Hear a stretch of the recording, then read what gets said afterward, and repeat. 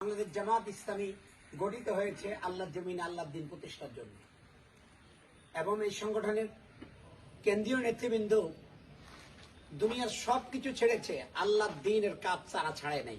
এজন্য আমাদের 1 থেকে 11তম নেতৃবৃন্দ আল্লাহর রাস্তায় শহীদ হয়েছে, কোনো বাতিলের কাছে তারা মাথা নত করেনি। বাংলাদেশ জামাত ইসলামী মানব সেবা দিয়েই আজকে এতটুকু অগ্রসর হয়েছে। মানব সেবার জন্য আল্লাহ তাআলা মানুষকে সৃষ্টি করেছেন। কুনতুম খায়রা উম্মাহ উখরিজাত লিন-নাস। হাদিস শরীফে আসছে, খায়রুন নাস মান ইয়ানফাউন নাস, তোমাদের মধ্যে শ্রেষ্ঠ মানুষ সে যে মানুষের কল্যাণ সাধিত হয়। আমরা আজকে কোরবান দিয়েছি, আমাদের ভাই বোনেরা অনেকে কোরবান দিতে পারে নাই।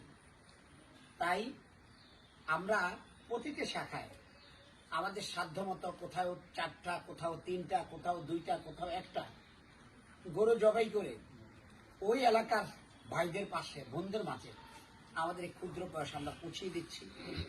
যারা আমাদের এই ক্ষুদ্র হাদিয়াটুকু গ্রহণ করে দয়া করে নেবেন, আমাদেরকে কৃতজ্ঞতার বন্ধনে আবদ্ধ করবেন।